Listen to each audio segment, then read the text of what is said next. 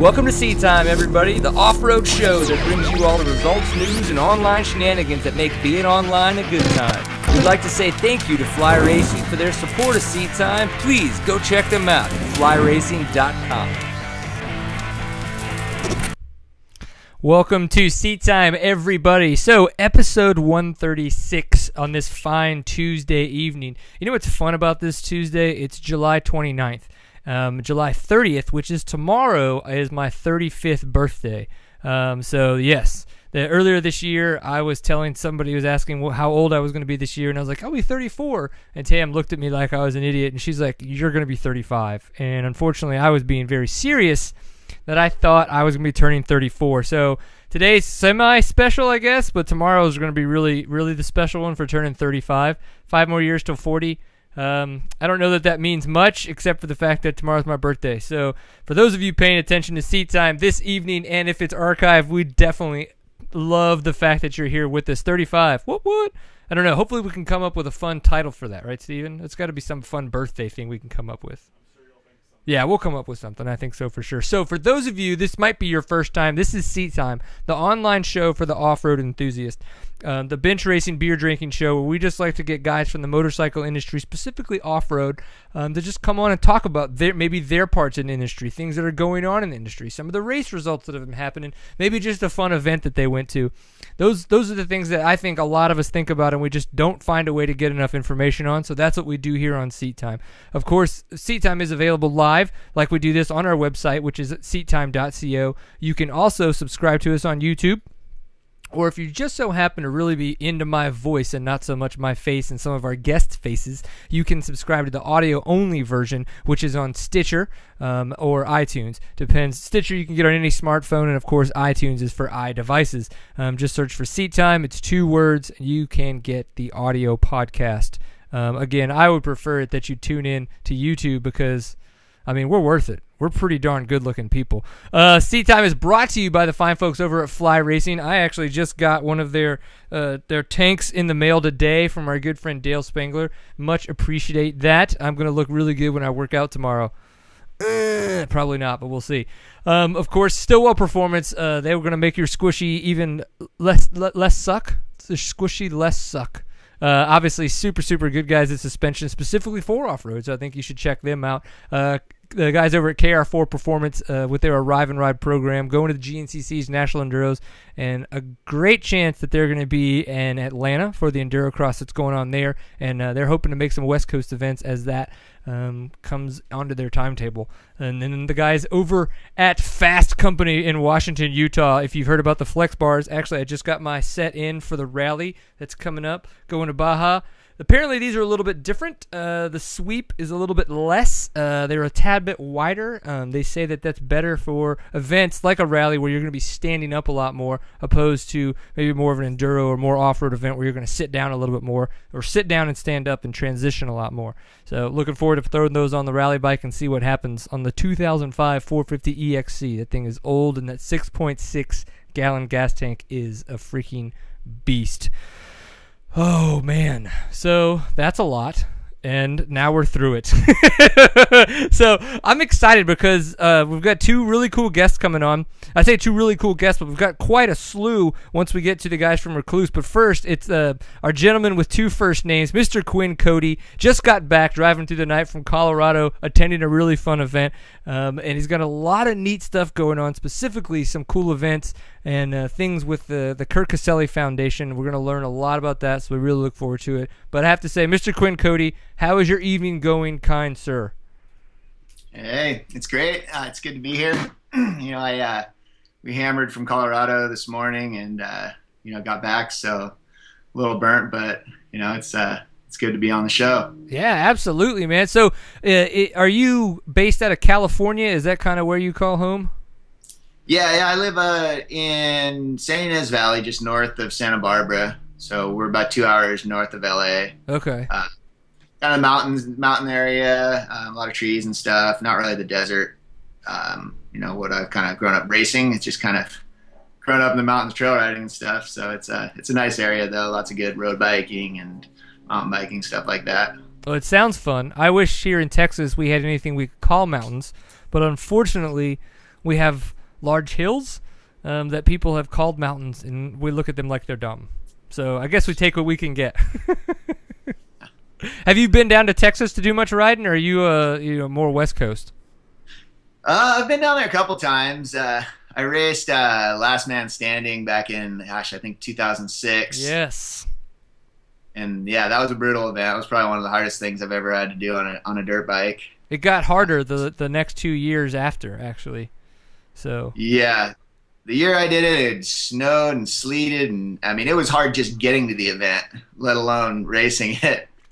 We had to drive through ice storms and all kinds of crap to get there, and it's a little different than California. Yeah, no, I bet. Yeah, it's interesting because we don't seem to get snow or ice that often, but for an event like that where it's the last man standing, of course, Texas winds up with like inches of snow and ice on the ground. It's like, who ordered this? This is insane. So it was definitely an event that most people were like, what happened? Like, this is retarded. But yeah, as you said, it made a good event for those watching, like myself, and probably miserable on people like yourself who were entered in the event. But it happened. That's what they want, right? That's what Red Bull wants. So tell us a little bit about, if you were to give somebody a quick synopsis, which hopefully you'll do for us right now, of the Kurt Caselli Foundation, what would that be? You're just sitting around a campfire. Somebody's like, oh, what is the Kurt Caselli Foundation? How would you explain it to them? Yeah, so, after Kurt's accident, there was a huge outpouring of support from the whole off-road community, the whole motorcycle community in general, actually, motocross, supercross, everybody. And people started donating money and just,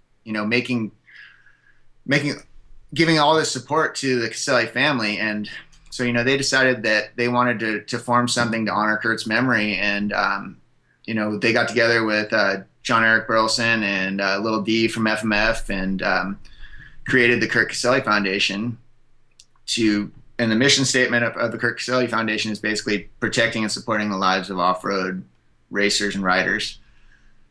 So with that foundation, the idea is to, bring safety to different events throughout the country. And, a lot of it is kind of a learning process for us because we're trying to figure out what everyone needs, where we can help and what we can do. So some of that involves new technology, like trying to bring tracking devices to races in Mexico or Hare and Hounds on the West Coast. We're supplying race in progress signs to different organizations throughout the U.S. that are held on like public lands where there's ATV riders riding around and maybe people don't know there's an event going on. We have a scholarship fund in the works. So there's, some stuff that we want to do to try to support guys after their racing careers. Not just motocross or not just off-road guys, but motocross guys too. And, there's a whole bunch of ideas floating around, and they hired me back in March to kind of just put this stuff into action and, go to events and see where they need help and talk to people and just kind of network and figure out where we can best focus our resources. Very cool.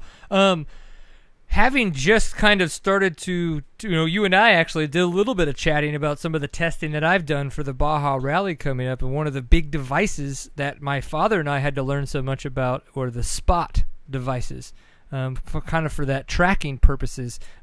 So in the tracking devices that you guys are kind of maybe researching, learning more about, trying to make other people more aware of, where does the spot fit into all of that? Is that kind of the pinnacle at this point for tracking devices for riders like myself, or are there other devices that are that much better that we're not using yet?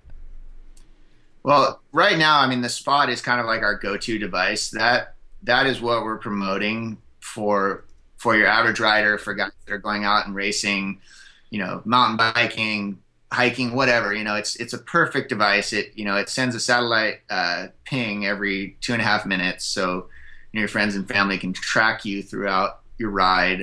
If you're out in the boonies and you break down, there's a help button you can push, and so they can send help to come get you. Then there's also a SOS button, which is for like life and death emergencies. If you're out there and someone crashes really bad and they need to get airlifted out or whatever, you can press that SOS button and they'll take you out of there. So the spot is a good device. It's it's readily available to customers. It makes it really easy. for people to just to buy and go online and activate it and go out and start using it. Okay, yeah, and it was very simple for us. It's just new to us in the sense of kind of what we're doing. It makes complete sense of why we need it, because we're on a course that essentially isn't marked, for the Baja Rally specifically. In this case, because we get all this stuff in roadbook fashion, and part of the challenge of this event is the navigation. So it's kind of like, hey, you don't know where you're going to be. We want to know where you're going to be if you get lost, so wear this device if we can find you. Now, again, I'm just learning about these tracking devices when it comes to spot and stuff like this. How prevalent have these been in races like the Baja 1000, like with Kurt's accident and them having issues trying to find him and all that kinds of stuff? Were devices like this being used at that time, and have they been in the past? Yeah, they've been using satellite trackers at the rallies like the Dakar for quite a few years now, and they're really advanced. They have crash impact sensors. They have all kinds of technology. They can actually talk to you through the bike. It's a satellite phone that's mounted to your bike. And that's really the peak of where we want to go with things. The problem with the ones used at Dakar is that they're huge. They're the size of a big brick, and there's nowhere to mount them on a bike for a ride like for the Baja 1000 or Hare and Hound or whatever. So we're trying to work with some different people to develop smaller devices. That's a good part about the Spot is it is small. Now, 2013, last year, the Baja 1000 was the first year that they've actually required tracking device on the motorcycle, and it was a new thing, and there were some mistakes made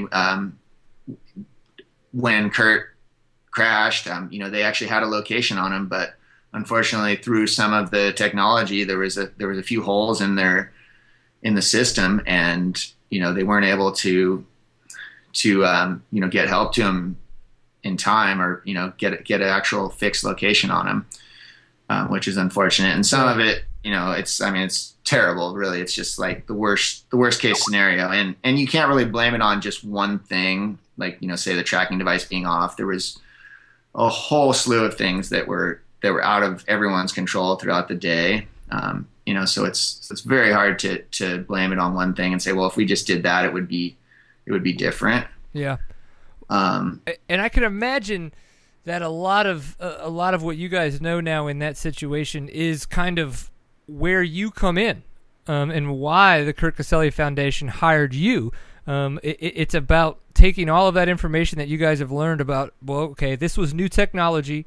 We were testing it. We were bringing it into fruition. But unfortunately, all the problems that we had caused issues. We know that those issues, part of that maybe was not being able to get the Kurt on time. But moving forward, I would imagine that your job now is partly trying to figure out how to implement all this stuff properly to these different race organizations and educate them on how maybe it wasn't implemented properly with the Baja 1000 last year.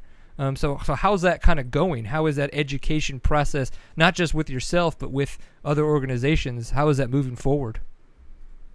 Yeah, it's we've been working with like Score International for Baja, and we've taken a really close look at what happened and the holes in the system, and we've made already huge steps forward to correct all that stuff. So right now the system is pretty solid. We've implemented some new stuff. We printed up some rescue stickers that actually notify, or visibility stickers, so that if there's an accident and someone finds a down rider, they can see where the spot tracking device is, on where it's located on the motorcycle, because sometimes if it's a spectator that finds a down rider, they don't know where the spot is, or even maybe they don't even know what it is. So these stickers say rescue and big bold letters, and they're visible, and so a guy knows which button to push. Right.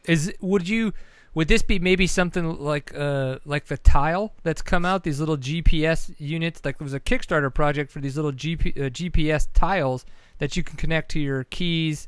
Heck, I connect to one of my Phantom so that when it blows away in the wind, I can go find it. Is it something kind of like that, but with a button that literally says help or SOS?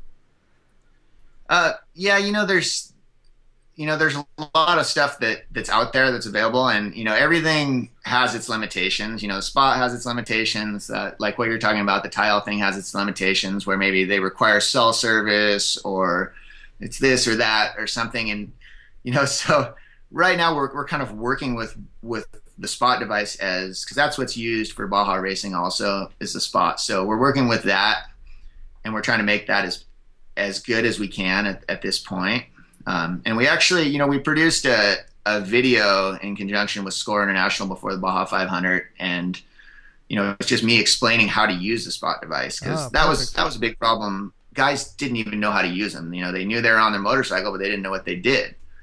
And we actually had a rescue at the Baja 500 where some spectators found a guy who had flown off a cliff and broken his jaw and smashed his face up and broken his leg, an ATV rider. And the spectators had actually watched the video and knew how to react and knew which button to push, and were able to get help to the guy, within a short period of time. I think they had the helicopter to him within less than an hour, which is in Mexico is huge. Perfect. Yeah, that's probably, yeah, I can imagine that in Mexico, that's awesome to see. Now, so if there was one thing that you're saying, like technology, just if something could just change dramatically overnight when it comes to technology and what could make this that much better, is there something that would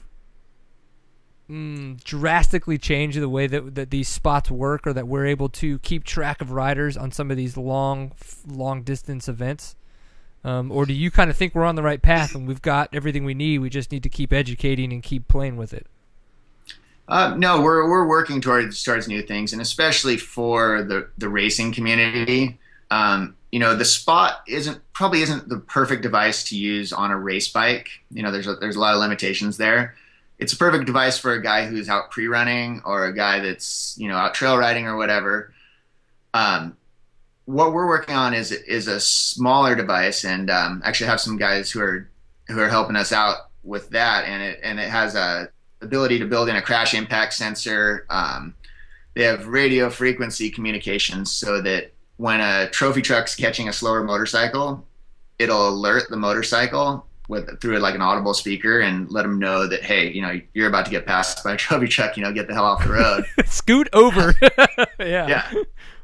So and we're working on that, but it just the stuff takes time, and it's, we're developing, doing some testing with those guys, and hopefully next year we'll be able to kind of implement that into a bunch of the Score races, and hopefully we can get them to be mandatory on all the bikes down there. Yeah, no, that's super cool, and I'm glad that you guys are making that effort. Like I said, education for me has really begun for the Baja Rally, and it should have begun, last year in 2013, but it was kind of one of those things where it was required for me in this event, so I've become more educated, and I'm definitely going to want to find your video to educate myself even better on how the spot works. I've kind of gone through some of their videos online, but I'm pretty sure that you're filling me in with the dirt bike head that I have in an educational level that I can understand. So that's definitely what I'm looking for. What really caught my attention too, that you guys were mentioning about, is the scholarship fund that you guys have for guys that may be kind of coming out of their racing career. I think that's fantastic, because there are so many guys that probably put a lot of their late high school years, if not all of them, and most of the years that they would either be in a trade school or apprenticeship or maybe college, into a racing career. So they get done with that, and they just don't really have, besides being in the industry, they don't have a lot of other doors that might be open for them. So I think the scholarship is another thing that we'd love to be able to hear a little bit more about, and how we can get involved in supporting that. Yeah, absolutely.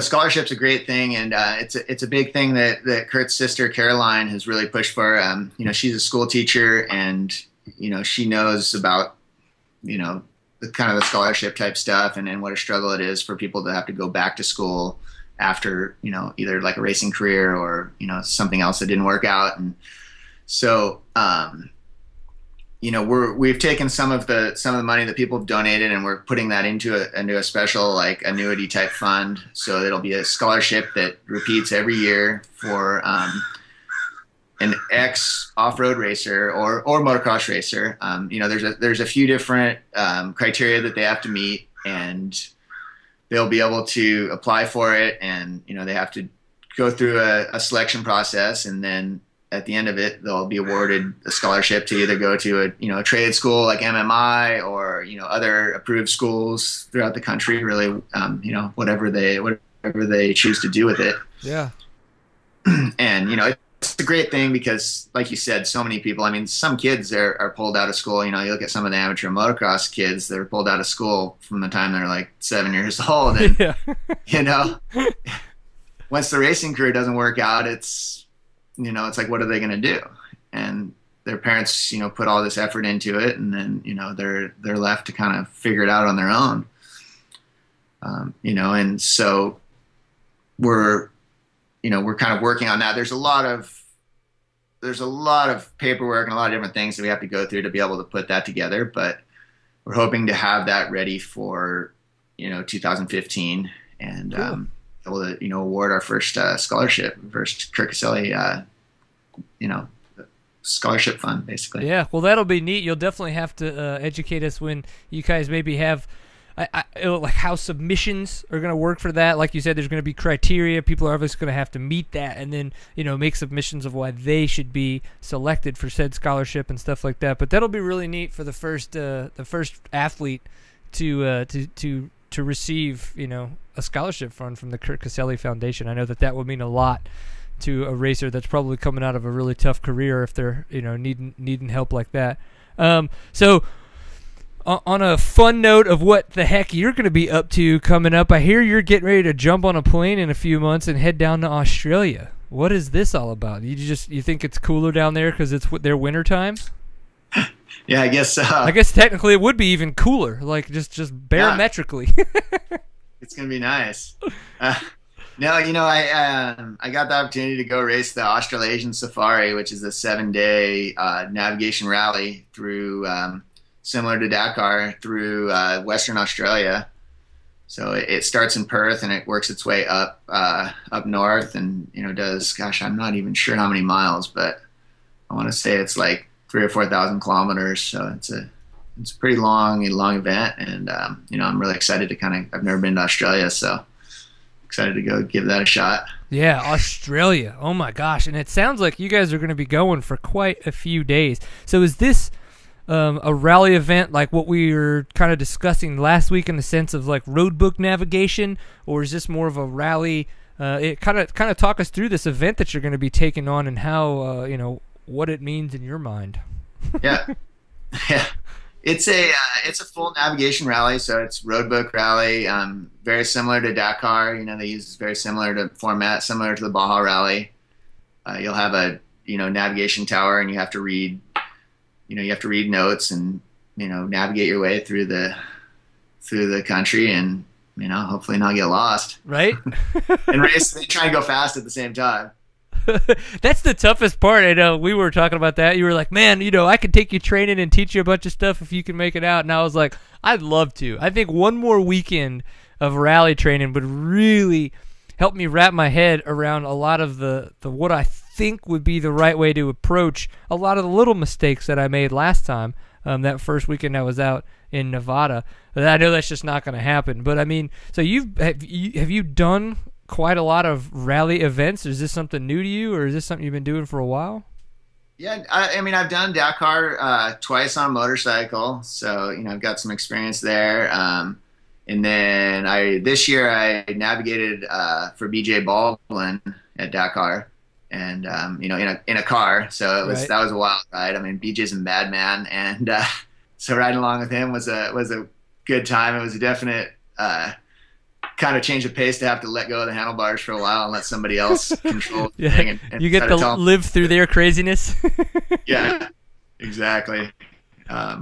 So, you know, I was a little nervous at first, but I settled in, and you know, I learned a lot actually about navigation doing it in the car, because you have a lot more time to read the road book while you're in a car and understand what's going on. So you get a much stronger grasp of what's going on in the road book, and you learn how the French do things and what all the abbreviations mean, and exactly the order that they place things in and things like that you never pick up on a motorcycle because you're going too fast and it just flies out. It's in one ear, out the other. It's like absolutely. You forget. That's my biggest thing. Ian Blythe and I were talking about that one night. He was like, he actually told me he made flashcards so that he could start to learn on a very fast fashion all the French terms. And he doesn't need to learn French, but he has to know when he sees either these French words or French symbols to quickly know, there's no thought process of translation of what does it mean. It's just, it means this. So I think that's going to be a route that I'm going to have to take to really start to get a better grasp on the French part of it. But so Ian Blythe is actually going to be down in Australia doing the same safari. Is he going to be down there with you, or are you guys mortal enemies? No, I mean, I don't really know Ian actually. I think I've met him before, just through the off-road community and stuff. But this whole thing kind of started. He's going to be going with me, and the whole thing kind of started actually 2 years ago. I got invited to go do this race. I was just getting ready to leave about 2 weeks before I left, and I broke my arm. So it was just like a disaster. I was super bummed, and I had to, call the guys and tell them, hey, I can't do this. And so I missed out on my chance to go to Australia. So I thought. And then this year, my buddy Ned Suisse, who's also done Dakar, and he's a super cool guy from Colorado, and he knows Ian pretty well. And he was kind of nudging me like, hey, let's go do a rally. Let's go do a rally somewhere. Let's go do a rally somewhere. And I'm like, oh man, I don't want to deal with all that hassle of shipping bikes across the world. And, it's a pain in the butt. There's no real rallies in North America except for the Baja rally. So, you got to go to like Qatar or somewhere like that, that I've gone and done before. And I already know what a pain in the butt it is. So anyway, I'm like, okay, let me call these guys in Australia. So I call them up, and then they're like, oh yeah, okay, we'll put this together. So we ended up making a deal, putting a deal together for me and Ned to go. And so I committed to go. And then Ned calls me up and he's like, oh, I already committed to do something during that time. Damn it. And so I'm okay, so I guess I'm going to Australia. And then he calls me back a couple of days later and he's like, hey, this kid Ian, he really wants to go, and so we're gonna send him in my place. So I'm like, all right, let's do it. So time to meet some new motorcycle friends. Yeah, so that's how it all kind of came about. It was kind of a long 2-year process, but I think we're gonna have a good time over there, and I think we're gonna be traveling together and stuff. So, and we're riding on the same team, CPW KTM, which is kind of a satellite rally team for KTM in Australia, is putting the whole thing together for us. So we're gonna be on the same bike, same team, and kind of traveling together. So it should be a good time. Yeah, no, I think that's going to be neat. I think that's going to be really cool, and I think that's going to be a great opportunity for us to chat with you guys after the fact, because that's about the same time as the Baja Rally is going on here. So afterwards, we can definitely we can compare notes, and we could probably talk about the fact that you guys did better than I did in every aspect of rally navigation and surviving the heat of the desert and stuff like that. It'll be. I want to know what the one thing I'm going to be curious to learn about is what the terrain's really like kind of to see a map of where you guys were at in Australia, and how was it the desert, was it the outback, was it the bush, I don't know. Yeah. I wonder what all these crazy places in Australia are really like. Yeah, I think it's gonna be pretty wild. That we're going to the far west coast of Australia, so it's like there's almost nobody out there. I think it's one of the least populated places in the world. It's just huge, and roads going everywhere. And I think it actually goes up into kind of some subtropical regions up north, and so it should be pretty interesting. Very cool. Well, definitely, yeah. So, as we kind of wrap it up, we've talked a lot about stuff that you guys are doing with the Kurt Caselli Foundation, and obviously there's even more. We just kind of touched on a few topics that you guys are really trying to educate people on and focus and grow more awareness in the sport. But where else can people go to learn more, about the Kurt Caselli Foundation and what you guys are trying to do, or even possibly donate money to the foundation? Yeah, for sure. KurtCaselli.com is the foundation's website. You can go on there, you can donate. you can buy stickers, or you can give a donation and we'll send you a packages of stickers. We have some nice new sheets of Kurt Caselli stickers and foundation stickers on the website. You can also go to fmf.com and you can still buy the Ride Like Caselli shirts on there, and all that money gets donated directly to the foundation. And so, and all that money that's donated goes to help rider safety and stuff like the scholarship fund. And so, it's a really good cause, and we're here to stay. KTM's invested a lot to file all the paperwork so that we could become a 501c3 nonprofit. So, and anyone that's ever gone through that, it's a major ordeal to deal with the IRS and make that happen. And so, all your donations are going to be tax deductible, and, we hope to, kind of build a following, and, everybody can kind of watch what we do through the years. And this is kind of something that we want to continue on indefinitely. Yeah. I actually just saw that Dino, I don't know if they just released them or if I just so happened to catch it today, but I saw the Kurt Caselli shoes that DVS has put out, and they were available. So I was like, whoop. So I picked up a pair. I don't know how much you guys get of that, but it definitely says that you guys get a portion of the proceeds of those shoes go to the Kurt Caselli Foundation. So that's obviously a way, too, that you can get out there and make some purchases with some of the companies that say, we support the Kurt Caselli Foundation and proceeds go there. So, yeah, for sure. Now there's a lot of different people that have been really supportive of us. DVS is doing the signature shoe. Matrix has done the Kurt Caselli stand, a really, really nice stand that's available. And then of course the Ride the Dream movie is still on iTunes and still available for anybody that wants to download that. So those are the main ways that people can help out and really get something in return.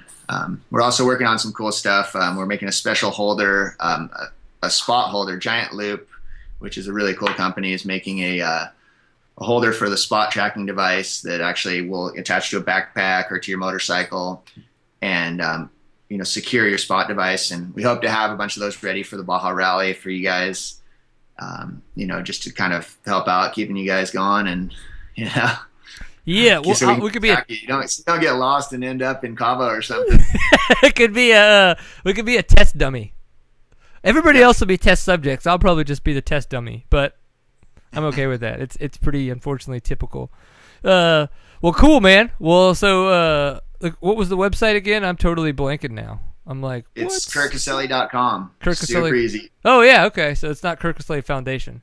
Well, good. I'm glad that you guys... KurtCaselli.com, and yeah, I have all the information on there, and we're updating it all the time. So, yeah, go there and check it out, and, donate, and you're helping all your fellow riders out, and, we're gonna make some big noise for Dig sure. it. Well, cool, man. Well, thank you, for coming on the show. And, we hope that all the endeavors with the Kurt Caselli Foundation go fantastic and that you don't get lost in Australia. Because I know you have stuff here that you probably should get back to. Yeah, for sure. And you too. Don't get lost. And, there's some wrong turns you can make down there that you might end up in some bad places. So follow your road book.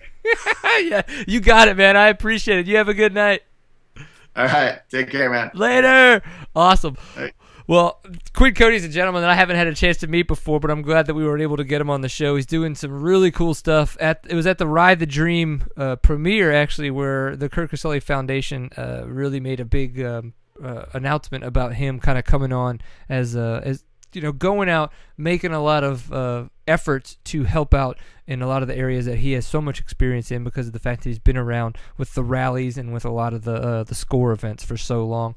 Of course, good moment to talk about some of our fine folks at Fly Racing, a pint full of awesome awards. So how do we give this out? You go on Instagram and you post your activities from the weekend between 9 a.m. on Friday to midnight on Sunday, and that just makes it easier for me to see if you're a winner or not. And you hashtag it, pint full of awesome. Now, this does not mean that you have to be drinking for this to be any kind of awesome. We want you to go out and have a good time and express to us in the most meaningful way possible, so that's either a picture or a 15-second video because you're on Instagram. Heck, you could even do it with Flipagram. That'd be really cool if it's like you doing the robot dance. Something fun. Hashtag it Pintful of Awesome, and I'm going to go through them and I'm going to pick one. So we have a winner this week, and I am going to announce it live on the show like I do so much. But I don't know how well the audio is going to come through because obviously, I mean, they are winning. So we'll see. I don't know what's going to happen. Steven's going to play it, though, and I'm going to read out who the gentleman is and all the information. So, Steven, woohoo! There's some kind of testing. So I wonder, I think this is actually like in Hawaii, what it would look like if you were riding there and some of the crazy stuff. So he's going to get the Moto Heart t-shirt and the podium. A little bit more interesting to figure it out. But regardless, we'll make sure he gets something kind of cool. So we definitely appreciate him taking the time to submit his video from the weekend of doing some and just out there having a good time and enjoying the sport, making fantastic products that keep you on your dirt bike having a good time. That's what you need to be doing. So we thank them for their support. Other fantastic companies that are helping us out, KR4 Performance. I don't know if you guys remember our Big Buck adventure, but they have their Arrive and Ride program, and with the Arrive and Ride program, it's a great way to get to a GNCC event, maybe if you haven't gone to one before, or a National Enduro, if you've been wanting to do one of those and haven't had a chance to make it. Not just the professional manner that you guys that they hold themselves and their products to, but they're awesome dudes to hang out with. We had so much fun hanging out with those guys, and at the GNCCs they get a chance to really hang out on Friday nights and make a big dinner.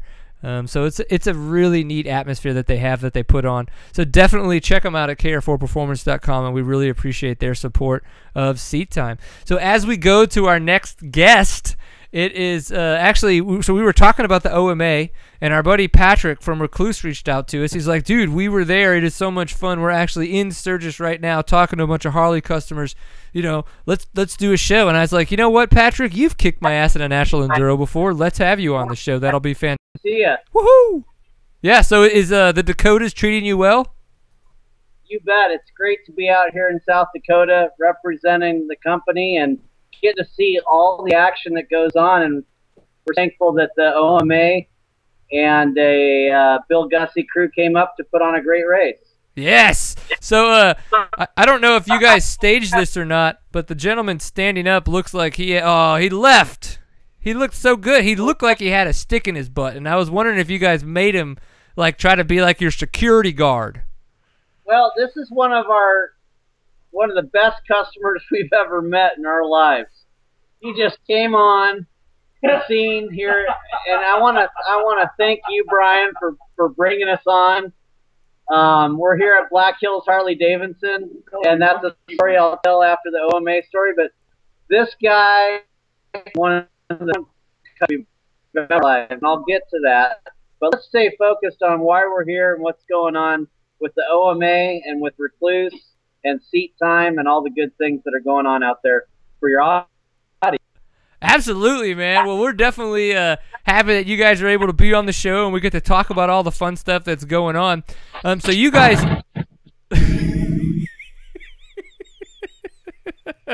This is too much fun.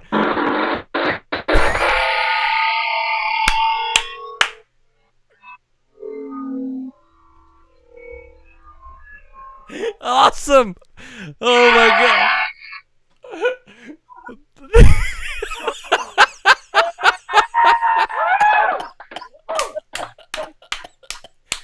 Oh, dude, that was so impressive. The freaking speakers couldn't handle it, and and I'm okay with it. All we were getting was feedback. It was the funniest shit ever.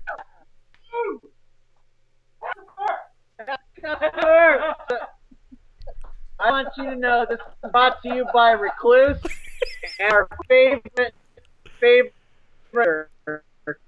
Seat Time. Yes! Love it!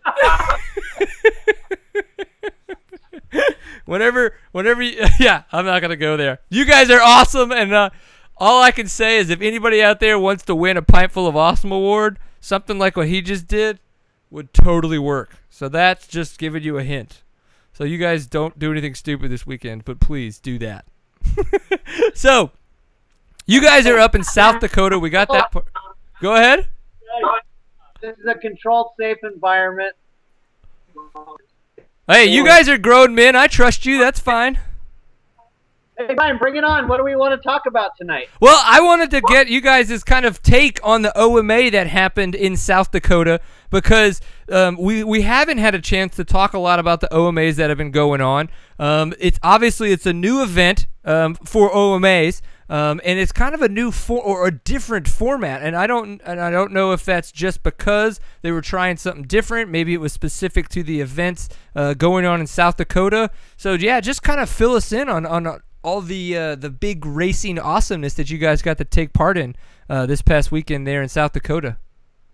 You bet. So I think at the end of the day, Bill Gunn and the OMA crew had a great vision, which was bringing their racing a little bit further out west in the mountains. And they had a great partnership with the city of Sturgis. And obviously, during this time of year, this is one of the places you want to be in the world when it comes to motorcycle racing.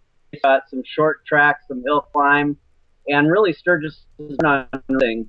And so there's a lot of background that the crew really tapped into.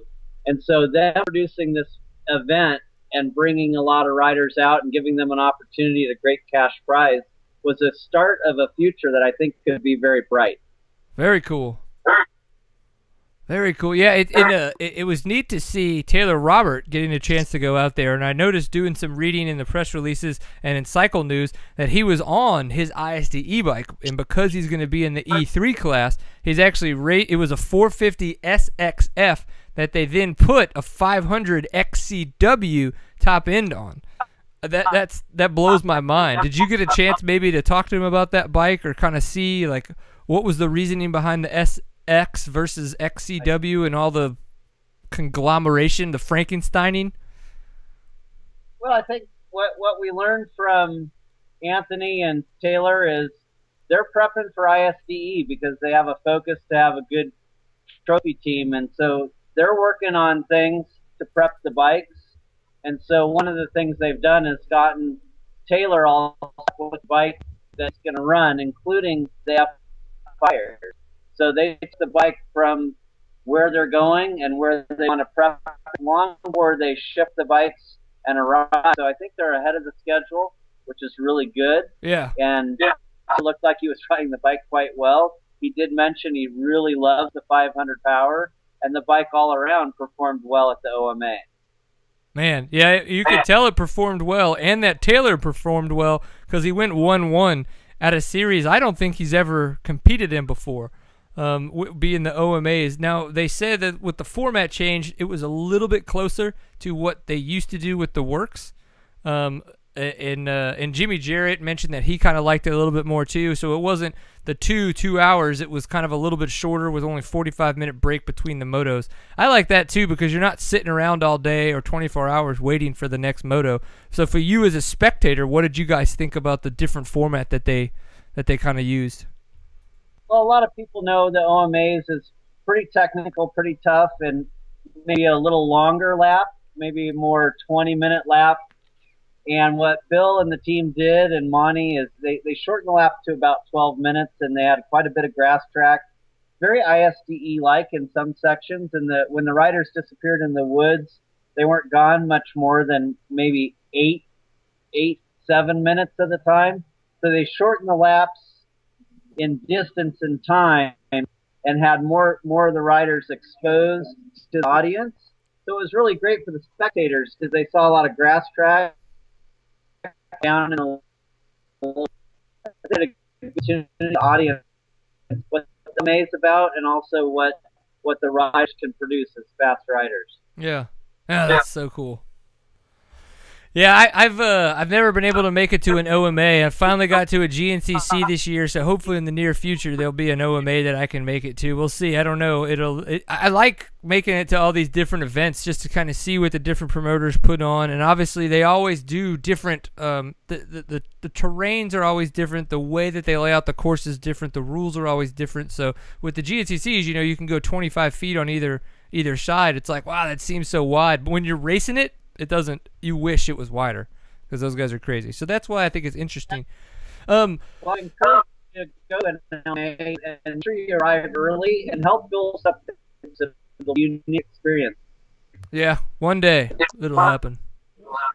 Well, so with do you guys have a big presence? I mean, I know that you guys are a supporter of the OMA series, Rekluse is, but do you guys feel that you have a good presence there with the riders that are using your product and that they give you good feedback on how your product's working for them?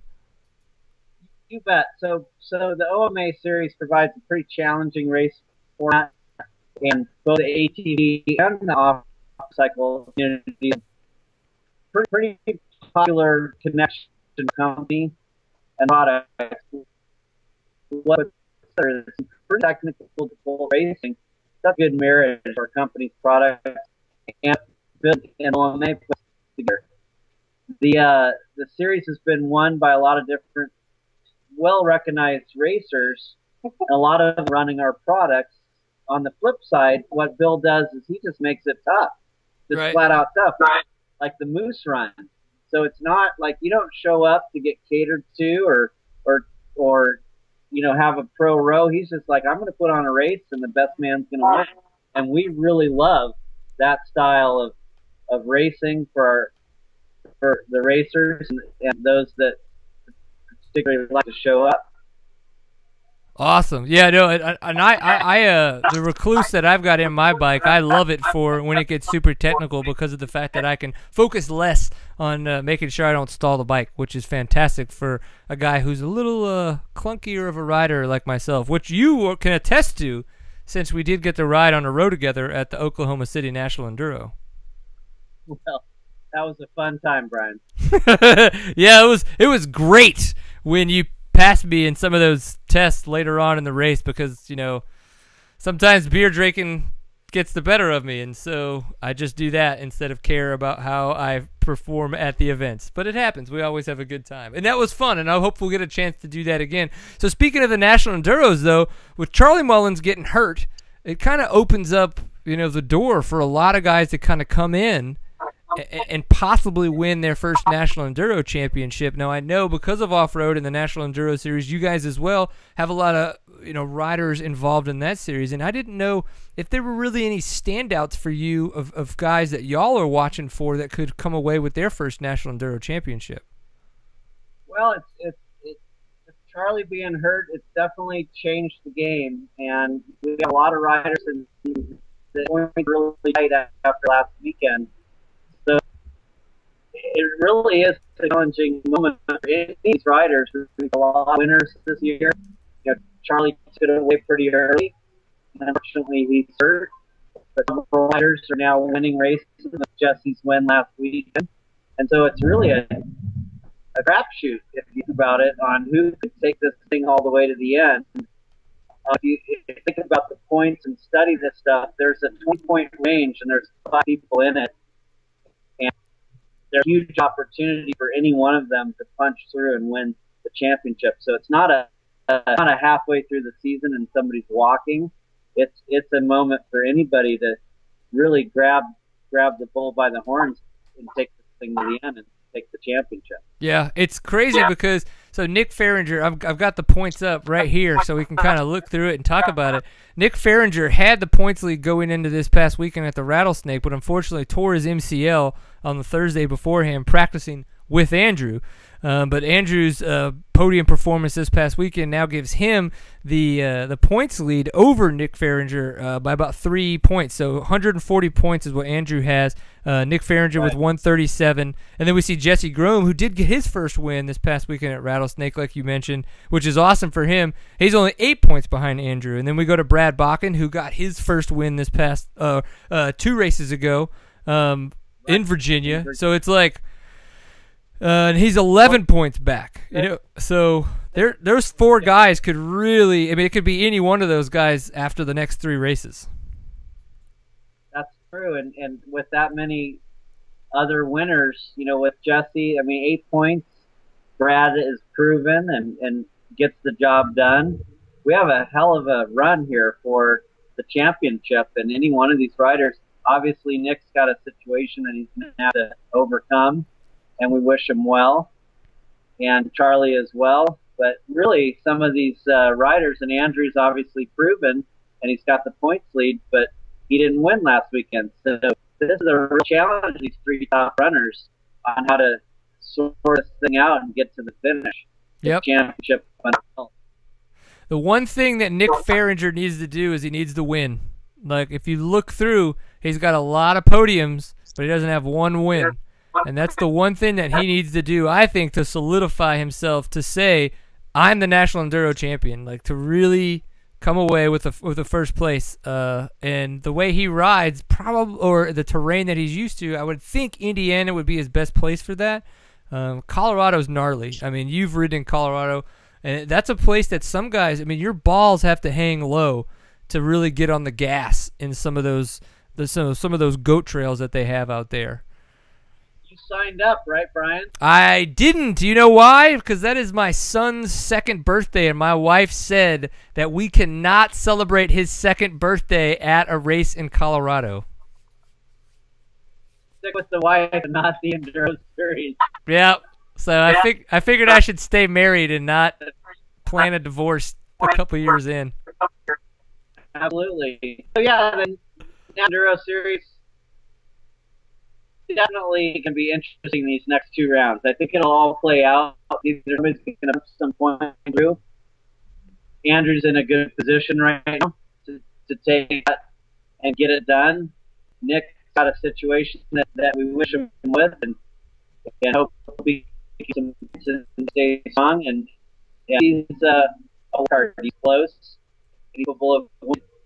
Yeah, I think if Andrew or Nick get it and Husqvarna gets their first National Enduro Championship on the first year of them having either an off-road team with Andrew or a supported factory team with Nick, people are gonna. I mean, that would be exciting, but it would be just as exciting for Jesse or for Brad if they were to be able to get it. So I mean, it's tough because I know all those guys. They've all been on the show. I'm pulling for all of them. I just want to see some good racing and them have fun.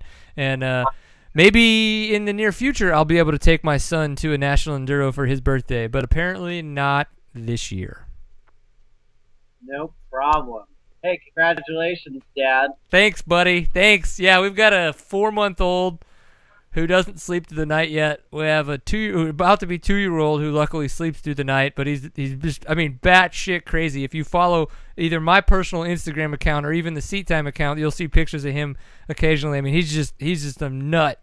And then Kaylin, our 8-year-old, is probably the most sane one of all 5 of us. I mean, she's probably got it more together than any of us. It's kind of interesting. I'm not our customer. He won't leave us alone.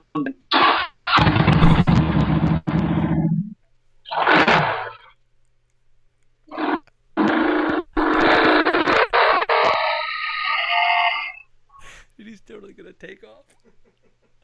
I'm just waiting for him to take off and go through the freaking tent, man. That's that front brake just give out and just.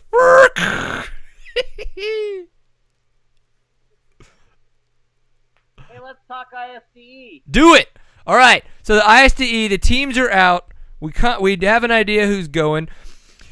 And I wonder, there seems to be some chatter, some low-grade chatter about the fact that some people are kind of like, oh, there's these picked club teams again that aren't, going to the qualifiers and stuff. And I guess as someone who's a club rider who would have tried to attempt to be a club rider in 2012, I get that there's some animosity towards that. I do, because it's a lot of time and money and effort to go to any of that kind of stuff. But at the same time, I understand, as someone who's trying to put together a winning team, there needs to be kind of this semi-pro team that's either potentially trophy team members next year, or even better yet, if someone who's on this trophy team or junior trophy team gets hurt, they could then pull from the ranks of this kind of semi-pro club team. So I don't really know how to feel about some of this animosity that some of the other club riders and other people in the industry have. So I didn't know, is there any thoughts that you guys have on to maybe help me pick a side or not pick a side or not care or care less? Well, I think we'd like to do speak on topic. He's got a lot of experience and he's got a perspective on this. All right. Well, Joe, go ahead and get up close to the camera or to the laptop so we can hear you through the microphone pretty good. Can you hear me? Oh, yes. starting to lose my voice after trying to talk over these Harley-Davidson for the last 3 days. I'll do my best. All right, man. Well, yeah. So, do you kind of have any thoughts about some of the picks that have been, you know, I guess picked for the ISDE this year for our, you know, club teams and trophy teams? Very interesting question. So, I had my first 6 days as a spectator in 1984 in Tulsa, Oklahoma. I've been to 5 of them, all as spectators. By luck, yeah, total luck, I qualified for the 6 days in 2010 in Tennessee. And so Chuck Lear, who's the AMA representative, called me and said, "Hey, Mr. Boisert, or Idaho Joe, I'm calling to let you know that you've been selected for a club team at the ISDE." And I started laughing. I said, "Chuck, am I the last guy on the list?" And he's like, "Well, yeah." I said, "I'm fat, I'm old, and I'm slow. What's your plan if I decline the offer?" And he said, "Well, there's this young fella who qualified well, rode fast, didn't quite get his paperwork in on time, but he's my plan B." I said, "What's his name?" He said, "Andrew DeLong." I said, "Chuck, I think for the betterment of the United States of America and our desire to do well at international competition on motorcycles off-road, I respectfully decline the invitation. I think you should take Andrew." So here we are today with Andrew leading the National Enduro Series, going to the ISDE to represent us, and he's really one of the right guys. Absolutely. The qualification process in the U.S. has been broken. There's only 2 qualifiers in the country traditionally. One in Idaho, which I'm involved in, which we've done for almost 30 years. But it's different than the way that they organize some of the special tests at the 6 days and the special tests at other qualifiers. What we really need to get the series qualifying back is to have more organizations, clubs, people around the country step up to do this kind of qualifiers so that we can have places where people regionally around the country can go do their qualifying and get to a system where the fastest rider goes, qualifies, and goes to 6 days. In the meantime, I think a decision has been made at the AMA level to hand-pick riders that maybe have a competing series that they're vying for, or they live in New York and they got to travel all the way across the country for a qualifier. Right?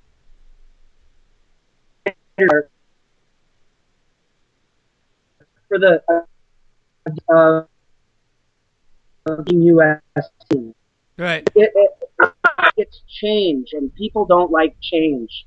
And I think that's part of the problem, but we have to figure out what is the best for the riders, for the team, and for the USA to make sure that when we have an international 6-day enduro, we send our best caliber riders with the best support possible. Right. I support what Wellard is doing, what Beta is doing, and the other teams that are helping the riders raise money so that they can focus on being the best rider that they can be. At this stage of the game, it's a $15,000 bill to go to the 6 days. And if a rider can get support from a sponsor, a corporation, a business, Wellard, if Wellard's willing to invest, that gives the rider the opportunity to do the most training possible, get his bike ready, get his mind ready, get his brain ready, and compete on our behalf. Yeah. Yeah, it's good to hear you kind of say the fact that you think it's kind of broken, and I don't disagree in that we do need to find some kind of system that either creates a situation where they do not have to travel literally across the country to go qualify, or we need to find a way to either series-wise, or we need to find a way to create some kind of series that allows them to do it more regionally. Have you seen the release of the series that the race that Jason Hooper is going to put on called the Full Gas Sprint Enduro? I am not aware. No. Okay. Tell us. And yeah. So else? let's bring up the websites to make sure I get it right. Yeah. So fullgasenduro.com is where you can go check it out to learn about this a little bit more. So ever since he and I went, probably even before this is when him and I talked about it a little bit. We were kind of like, why don't we have these? When we went to Germany in 2012 for the ISDE, that's why we were like, why don't we have this in the States? This seems like a fun event. It's easy to do. People understand it. There's really no timekeeping involved. It's just get there and go. So it seems that he's acted on that, and it's going to be at the Big Buck property where the Big Buck GNCC goes on, but he's creating I don't know that it's a series as of yet. He's going to put one race on, see how it goes, and then from there, maybe in the near future, it could become some form of a 2 to 3 race series. But yeah, I mean, and there's a couple more smaller sprint enduro series that we're starting to see on the West Coast too. I think Eric Kudla is putting one on as well. So if we could get more of these to happen, do you think maybe we could find a way to organize all of these races as more of regional qualifiers for the ISDE? Or do you feel that it still needs to be more specific to the exact format, the way that the ISDE is formulated, like the special test and the enduro tests and the grass tracks, and the way it's more broken down? Great point. So there are two factors, in my opinion, about riding the 6 days or competing in the 6 days. Number one, it's your straight up speed, sprint speed. And an idea like a full gas enduro or a J-Day race or an OMA race where the rider really has to focus on going as fast for a period of time,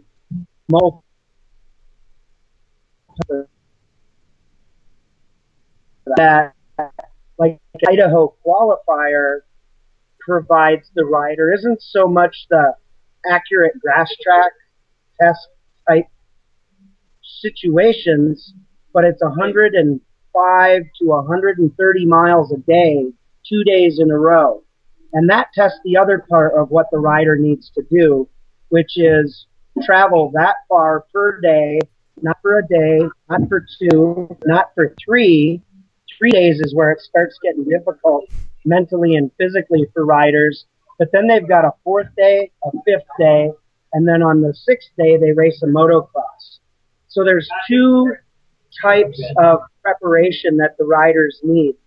I don't know what the answer is as far as what type of event is the best suited for it. The way it used to work 20 years ago, and that's there was a ISDE qualifier series. There could be as many as 6 or 8 events around the country, with each club putting on a 2-day event, and there was a lot of consistency to it. From a promoter's point of view or an organizer's point of view, that's difficult to do from land issue issues and resources from volunteers. Yeah. And it's just hard to put on that kind of event anymore. So I think we're going to have to develop a shorter, more regionalized system to qualify these riders. And the riders need to express an interest. I don't know with the current selection process and the riders that went that didn't ride qualifiers, how did their interest in going to the 6 days become, or was the AMA and the selection committee made aware of that? Yeah. I don't know. I don't know how that happened. Yeah. Well, I think this is something that we're going to have to talk about offline so that we can really get your ideas in your head down and kind of maybe get some new blood involved. Not that I think I have answers, not that I think like our friends like Zach Huberty, maybe Jason Hooper, I don't think we have the answer, but maybe with kind of just some younger blood involved in trying to mix it up a little bit, we might be able to come up with a process that makes a little bit more sense, feels a little bit more national, but keeps everybody a tad bit more regional. So that way little bit less travel cost for everybody involved, but what feels a little bit more fair to those trying to qualify. Yeah, I'm excited about this year's team. I think we got a great chance. Oh my gosh, it's going to be fantastic. Both from the trophy team perspective, the junior team perspective, the women's team is strong. We have strong club teams. I believe last year the Wellard team was second of all the club teams in the whole world, if not third, somewhere like that. And that's exciting. You know, we haven't had club results like that in years. And of course, the trophy was just solid.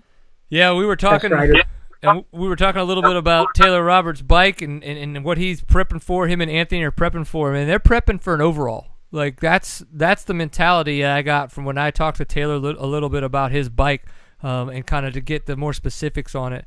And that's his go for it. He's not just going for a class win. He really wants to be an overall winner.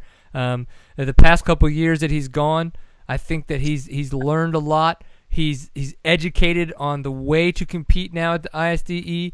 I mean, besides some type of catastrophic failure, mechanical or something like that, I honestly think that mentally he has the ability now to physically to back up everything that he can do physically to get that overall win. It's going to be balls out battle fun. It's going to be cool to watch these guys kick ass down there. In Argentina, I think that's a good terrain for him. And then for Gary Sutherland's going to be on a club team. I think that they're going to do really good.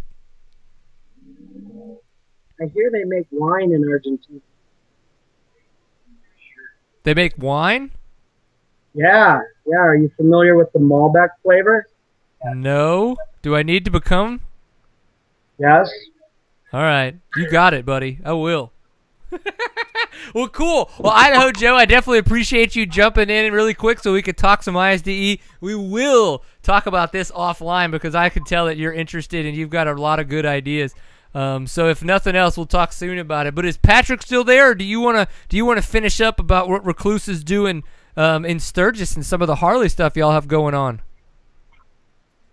Patricio Koether! We'll bring it on. Brian, it was great to be on your show. Love your show. Watch it all the time. Love what you do for our sport. Thanks, dude. Well, we appreciate you taking the time. That's what this is all about, is just having fun with it and making sure we talk about what we love to do, right? That's right. Thank you, Seat Time, for having us. Absolutely. Hey, how many beers did you bong while you were gone? Did you say how many beers did he bong? Yeah. Yeah. It's a Clown Royal flush. Love it. We tell you what that means later. Yes, sir. So, yeah. so let me tell you a little bit about where we're at and what's going on. And we want to thank you, Seat Time, and all the sponsors that support Seat Time for making this happen. We're coming to you from the Black Hills Harley-Davidson dealership in Rapid City, South Dakota.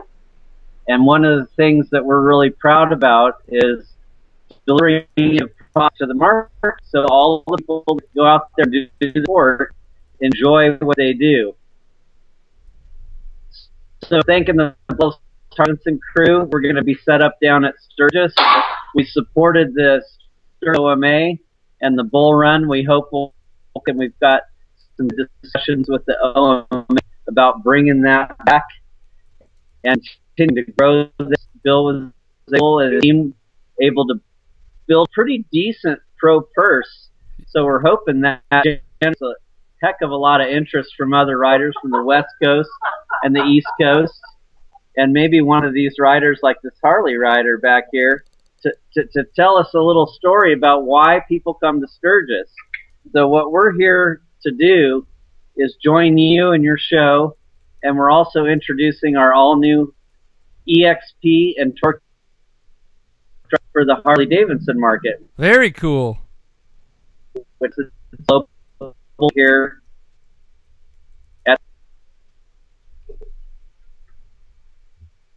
Did you just type me? No, I didn't. One customer, Tony. walking by this booth, and they're like, "You got to check this Rekluse shit out." I didn't know what to think. I was like, I have a mission. I'm going to buy a T-shirt, and they're like, "You got to check this out." So I stopped, and they're like, "Come over here and check this bike out." And they fired it up. They took off, like burning it with the clutch, right? Then all of a sudden, they're just sitting there. Fine. And then all of a sudden they just ripped the throttle and took off. I didn't even know what to do. It's like it blew my mind. I had to hold my head for a minute. I just had to hold it and go, let me balance this out in my head. You just took off no clutch on a Harley-Davidson.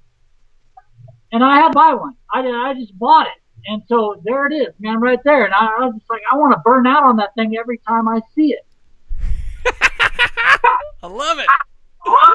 I think I'm going to buy a Harley just so I can put a Rekluse in it now. I mean, that was a Rekluse burnout. That was no clutch burnout. That was just like twisted with the Rekluse. It just blew my mind. Now I can do burnouts anytime I want. Man, Sturgis 2015. I think we know where we need to go do our next live webcast from, Steven. What's that? And broadcast from Sturgis, we'll show you how it's done, and you'll have an audience bigger than the market, because guess what? The world comes to Sturgis this time of year, and they race, they ride. Hopefully the OMA will be back. I think there's good indications that it'll be back. It's good for sport. And Rekluse is here to introduce our Harley products, and lo and behold, customers like Burtonian are here to help us just get the job done. Let's do an auto clutch burnout right now. An auto clutch burnout. Like no clutch, just auto clutch burnout. All right. Seat time. We're going to do it, and that's going to be our outro for this segment. So I want to say, Pat, thanks for coming on. Thank you guys so much for doing what you do and for being a part of this industry. Hold on. I'll tell you what, Brian. Yo. Thank you for what that you do. We want a big shout-out to the Black Hills Harley-Davidson crew, and a big shout-out to our team at home at Rekluse, who's helped us put this together and deliver this product to the market. I'll let the customer speak the volume.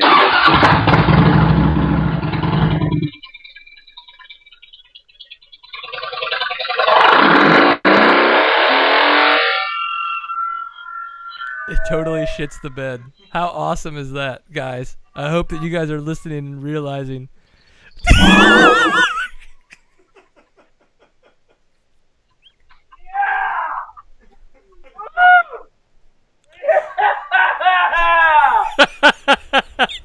I don't know how to respond to this. This is the best shit ever.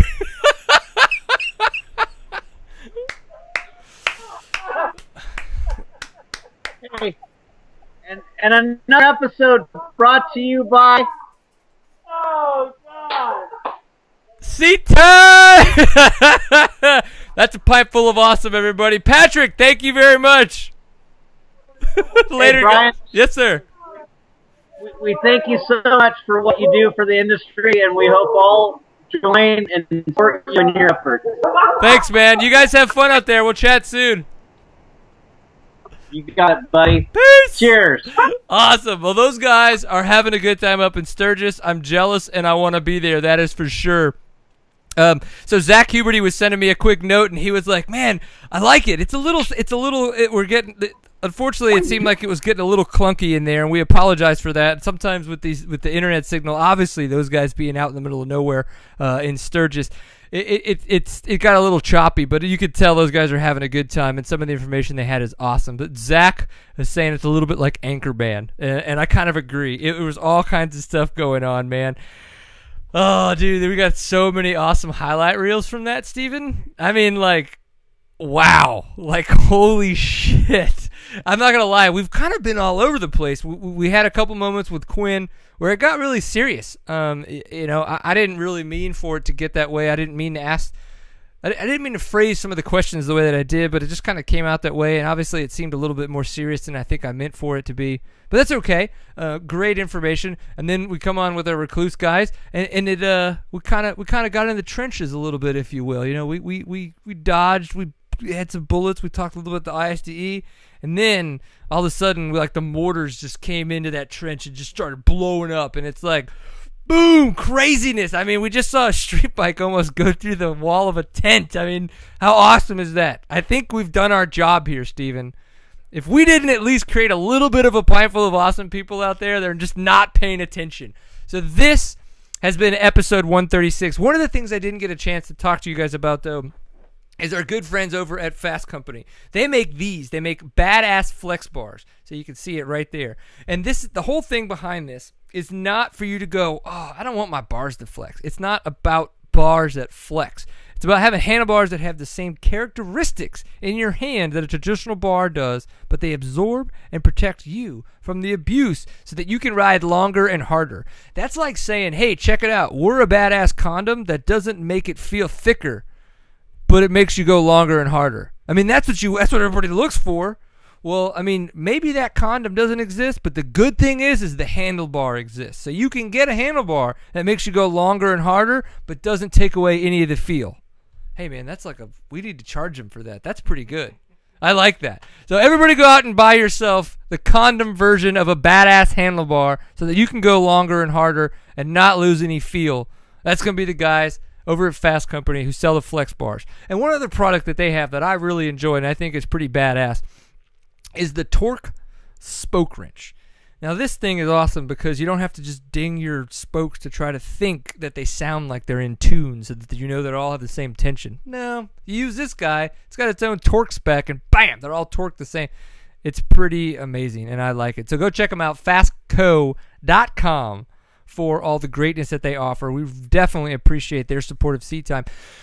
We want to let you guys know next week we are going to have a guest on, Alan Stillwell from Stillwell Performance. Stillwell Performance is a sponsor of Seat Time. Of course, they do a great job of making your sucky squishy less sucky and more awesome, which is what everybody who races off-road or even just rides off-road needs to have. But what we're going to do is we're going to talk about suspension when it comes to off-road setups. We've had a lot of questions about mechanics, from mechanics and stuff like that, but this time we're going to kind of tune it towards what's going to be going on in the suspension world. So if you guys have any questions, you definitely want to make sure that you either send them to us on Facebook, on Twitter, all that kinds of stuff. We're going to be releasing more media about what's going to be happening next week, about how we're going to kind of approach this episode. I just want to give everybody a heads up. So if you have any questions about suspension, definitely start kind of formulating those in your mind. Join us in the chat room next week if you need to for that, to be able to ask your questions there, or you can tweet them to us. We're going to find a very good way for live questions, so just pay attention for that. I think we've done our due diligence here, Stephen. So a couple random things, of course. Great shout out to Jesse Grome. Just want to say for his first National Enduro win. Taylor Robert going up to the Sturgis OMA and getting his first OMA win. I think that's awesome. Over Paul Wibley, who's won every race so far in that series. ISDE teams were announced. Obviously, a little bit of controversy there. It's going to be great to be able to talk with Idaho Joe a little bit more about what we should do in the future. The TSEC schedule is announced. So for those of you who don't know, the Texas State Enduro Championship Series announced their 2014/2015 schedule. It does begin the last weekend in September in Marble Falls, Texas. There is no more High Plains and Sabine series, so that'll be cool. I mean, it is a real Texas State Championship Enduro series. Very, very cool. I'm glad that they announced that. Red Bull Romaniacs, Johnny Walker getting the win. I think we kind of saw that coming. He's been very dominant this year. Graham Jarvis is probably, I don't know. I don't know if Johnny Walker's that much better right now, if he's just been, kind of building with momentum, or if Graham Jarvis is slacking a little bit. I don't want to do it. It looks miserable. But yeah, so it'll be interesting to see how that goes. We'll be looking forward to Endurocross kicking back off come Atlanta, late August. That'll be fun. I think, it's going to be a good time. It's going to be a good time. We got a lot of fun stuff to talk about. So just pay attention here. 2 weeks. So yeah, it's my birthday tomorrow, 35. Find me on Facebook, Twitter, Instagram, whatever you want. Send me a big high five, big virtual high five. I'd appreciate it. Other things I'd appreciate, you checking us out. Seattime.co is the website where you can find all of our archive shows and any other kind of press releases and news that we put out there. Of course, we're on Facebook. Facebook.com/seattime is where you can find us there. On Twitter, twitter.com/seattime_co. If you want to tweet us real hard, we do enjoy a good tweet. That's always fun. Of course, Instagram is just regular old Seat Time. If you're looking for us, you can easily find us on YouTube. That is where we do our live events like these kind of shows. And, of course, we post some other videos that Steven and I produce. We will be creating another account for the media company. It's Full Pint Media Group is actually the LLC that owns Seat Time. We have a couple other big things coming in the works for this year, possibly even for 2015. So pay attention for that as that grows and becomes something. It's not going to be as cool as Seat Time in the sense of what Seat Time is, but we will create other little entities, other things that go on in the industries. So pay attention. It'll be fun. Subscribe to us on YouTube, seattime_co there. And then, of course, we are on Stitcher and iTunes. You search for Seat Time, just 2 words. So seat and time. Yeah, man. Goodness gracious. I'm like, this has been a fun show. I still cannot believe that we saw that motorcycle almost go through that wall. I mean, that blows my mind. I want us to have instant replay power so bad right now. It just won't happen. It just won't happen. So thank you very much to Fly Racing, Stillwell Performance, KR Performance with their Arrive and Ride program, and the guys over at Fast Company. We would not be able to do this without their help. Steven would not be able to drive here to spend such a great amount of time with me every week. I mean, he just loves it. He just says, God, I would love to not get paid for this, but unfortunately I have to because gas is involved. So thank you for my money. I'm just kidding, but seriously. Thank you guys very much for what you do. This has been episode 136. Please come back next week for all of our suspension non-suckage awesomeness. And, yeah, we'll see you next week. Peace.